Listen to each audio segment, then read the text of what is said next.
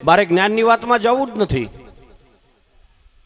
પણ ઘણા કથામાં બેહીને અવળું ગ્રહણ કરીને જાય. હા, હમણાં એક જગ્યાએ કથા હાલતી હતી. હવે કઈ કથા હાલતી હતી ખબર નહીં. કથામાં પતિ પત્ની બેહી ગયા ને પછી રાતે ઘેર આવ્યા પછી વાતો નીકળી. પતિએ ચાલુ કર્યું, ઈ કે તે કથા સાંભળી તો કે હોવા. આ હોવા છે ને જીજે ટુ નો શબ્દ છે, ઉત્તર ગુજરાત હોવા. હા, એક નડિયાદમાં ફોરીનર આવ્યો ને, ફોરીનર ઉતર્યો એટલે નડિયાદની અંદર કીધું કે yes sir, excuse me please, this is Santram મંદિર. એટલે પેલો કે હોવા. પેલો ફોરીનર વિચારમાં પડી ગયો કે વોટ ઇઝ મીનિંગ ઓફ હોવા. એને કઈ ખબર ન પડી એટલે બીજો આવ્યો, એને ઉભો રાખ્યો, please excuse me please, is the Santram મંદિર. એટલે કે હોવા. પેલો પાછો વિચારમાં પડી ગયો. એવામાં દિનેશભાઈ જેવો કોઈ આમ એજ્યુકેટ માણસ નીકળે ને, એને બોલાયા, excuse me gentleman please, is the Santram મંદિર. બોલે યા, ધીસ ઇઝ સંતરામ મંદિર. Oh yeah, thank you very much. What is meaning of over? એટલે પછી આ દિનેશભાઈ જેવા કીધું કે ભાઈ આ બધા અનએજ્યુકેટેડ માણસો છે એટલે ઓવે બોલે. એટલે પેલા ફોરીનરે પૂછ્યું કે આર યુ એજ્યુકેટેડ? તો કે ઓવા.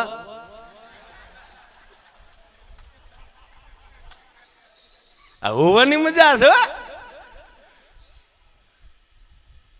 એટલે કથા સાંભળીને ઘેર આવ્યા પછી પતિએ પત્નીને કીધું, એ કે કથા સાંભળી? તો કે ઓવા. કઈ ગ્રહણ કર્યું? તો કે તમ કર્યું. તો કે ઓવા. શું ગ્રહણ કર્યું? તો કે દશરથ રાજાને 3 રાણી હતી, મારે તું એક છે, હજુ 2 કરું ત્યાં સુધી વાંધો નહીં. બીજે દિવસ કથા સાંભળીને આવ્યા એટલે ધણીએ પેલીને કીધું, ઈ કે કથા સાંભળી? તો કે ઓવા. શું ગ્રહણ કર્યું? તો કે દ્રૌપદીને 5 હતા, મારે તમે એક છો, હજુ 4 કરું ત્યાં વાંધો નહીં.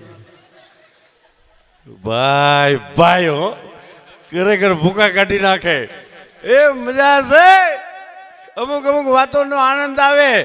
હમણાં પતિ પત્ની નવા પરણેલા અને 2 જણા મીઠી મીઠી વાતો કરતા હતા. એ વાતો કરતા હતા ને એમાં પત્નીએ પતિને પૂછ્યું, હે સ્વામીનાથ, તમે પુરુષો મરી જાઓ તો ક્યાં જાઓ? તો કે સ્વર્ગમાં. એમ? સ્વર્ગમાં જાઓ તમને શું મળે? તો કે અપસરા. શું મળે? તો કે અપસરા. એમ? પછી કે સ્વામીનાથ, અમે બાય માણસો મરી જાય ક્યાં જાય? તો કે તમે સ્વર્ગમાં. તો કે અમને શું મળે? તો કે તમને વાંદરું. બાઈએ ગાડા દેવડો રિહાકો નાખીને કીધું, ઈ કે તમે કેવા ભાગશાળી, તમારે તો નીચે અપસરા, ઉપર અપસરા, અમારે તો ઉપર વાંદરું. એ હું નથી બોલ્યો બેન.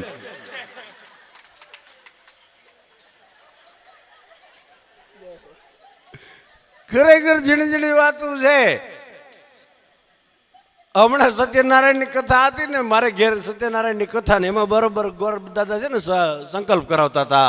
હાથમાં ઘડી ઘડી જળ મુકાવીને મારે ઘડી ઘડી મોબાઈલ આવે એટલે મોબાઈલથી આમ વાત કરવા રહું ને એટલે હથેળી આમ વાકી થાય, પાણી હેઠું જાય, શ્લોક અધૂરો રહી જાય. હા, આ બરોબર ચાલતું હતું ને એમાં મારો છોકરો જોઈ ગયો. 10 વાર આવું થયું. ગોર બાપાને કે ઉભા રહ્યો, હમણાં શ્લોક ના બોલતા. ફ્રીજ ખોલીને બરફનો ગાંગડો લઈ આવ્યો, મારી હથેળી મૂક્યો. ગોર બાપાને કે હવે બોલો. હું ઈ જોઉં છું કારનો બેઠો બેઠો. કારણ તમે બધા મારા કરતા ભાગ્યશાળી છો સાહેબ, એટલો દાવો કરીને કહું છું, તમે બધા મારા કરતા ભાગ્યશાળી છો. કારણ ભાગવત સપ્તાહ આખી સાંભળવાની મારી વર્ષોથી ઈચ્છા છે, પણ સાહેબ હું પૂરી નથી કરી શક્યો. કારણ મજબૂર છું, મારે કાર્યક્રમોમાં જવું પડે. આ 2 દિવસ મને સાંભળવાનો મોકો મળશે, એક આજનો દિવસ ને એક કાલનો દિવસ, 2 દિવસ સાંભળવાનો મોકો મળશે. એટલે તમે મારા કરતાં વધારે ભાગ્યશાળી છો કે તમને આખી કથા સાંભળવાનો મોકો મળે છે. હા, અને આમાંથી કંઈક ગ્રહણ કરજો. હા, અને એમાં ખરેખર આ જે મોટી ઉંમરના માડી બેઠા છે, ધન્યવાદ છે. આમાંથી જે ગ્રહણ થાય કે ન થાય, પણ એટલું ગ્રહણ કરજો કે અહીંથી બહાર નીકળો ને એટલે કથા ખંખેરી ન જતા રહેતા મારા વાલા, કથાને ખંખેરી ન જતા રહેતા. કારણ બરોબર એમ કહેવાય કે એક બાપા આખી જિંદગી કથામાં બેહે, કરિયાણાની દુકાન આખી જિંદગી કથામાં બેહે, અને કથાની અંદર બેઠા પછી એ કરિયાણાની દુકાને જાય અને એમાં જરીક આમ પેલું બાર બધા મૂક્યા હોય ને, ચોખા ને ઘઉં બધું બાર કોથળા મૂક્યા હોય, અને જરીક ગાય આવે અને આમ કરીને ગાય જો અંદર ખાવા જાય એટલે લાકડી લઈને એ ગાયને મારતા હોય. આ કથા સાંભળ્યા પછી પણ આ રોજ થતું હતું. એમાં એકવાર દીકરાને દુકાન ઉપર બેહાડ્યા, દીકરાને દુકાન ઉપર બેહાડી અને કહેવાય છે કે બાપા કથા સાંભળવા ગયા, પણ 7મો દિવસ અને બરોબર એમ કહેવાય મહેમાન આવ્યા. એટલે મહેમાન આવ્યા એટલે દીકરાને કીધું કે તારા બાપાને બોલાઈ જાય. એટલે દીકરો કે તમે ઘડી કાંઈ બેહો દુકાને, હું મારા બાપુજીને બોલાઈ આવું.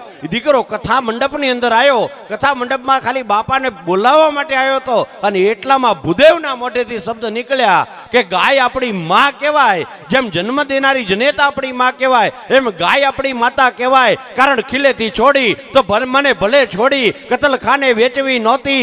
કારણ હું ગોકુળની ગાવલડી, કતલખાને વેચી તો ભલે વેચી, મારે માથે કરવત મુકાવી નહોતી. કારણ હું ગોકુળની ગાવલડી, કરવત મુકાવી તો ભલે મુકાવી, મને બજારમાં લટકાવી નહોતી. કારણ હું ગોકુળની ગાવલડી, બજારમાં લટકાવી તો ભલે લટકાવી, મને ચૂલે ચડાવી નહોતી. કારણ હું ગોકુળની ગાવલડી, ચૂલે ચડાવી તો ભલે ચડાવી, મને થાળીમાં પીરસવી નહોતી. કારણ હું ગોકુળની ગાવલડી, થાળીમાં પીરસી તો ભલે પીરસી, મને પેટમાં ઉતારવી નહોતી. કારણ હું ગોકુળની ગાવલડી, અને પેટમાં ઉતારી તો ભલે ઉતારી, જીવનમાં એકવાર મને માં કહેવી નહોતી. કારણ હું ગોકુળની ગાવલડી, માં કીધા પછી મને પેટમાં ઉતારી ભલા માણા. આ જ્યારે આટલી જ વાત દીકરાએ સાંભળી હતી સાહેબ, ખાલી બાપને બોલાવવા આવ્યો, જિંદગી પહેલી વાર કથા મંડપમાં આવ્યો તો આટલી વાત સાંભળી ગયો. બાપાને ઈશારો કરીને જતો રહ્યો, દુકાને ગયો, અને એમાં બરોબર એમ કહેવાય કે દીકરો અંદર મહેમાન યારે વાતો કરતો હતો. ગાય આવી બહારથી કોથળામાંથી ચોખા ખાતી હતી, અને બાપ ભાળી ગયો. એટલે બાપે આવીને દીકરાને 2 લાફા મારી અને એટલું કીધું, તને ખબર નથી પડતી આ ગાય ચોખા ખાય છે? અને ત્યારે દીકરાએ કીધું કે હું કથા મંડપમાં તમને બોલાવવા આવ્યો ને ત્યારે મેં બાપજીના મોઢે સાંભળ્યું હતું કે ગાય આપણી માં કહેવાય, અને માને મરાય નહીં ભલા માણસ, માને મરાય નહીં.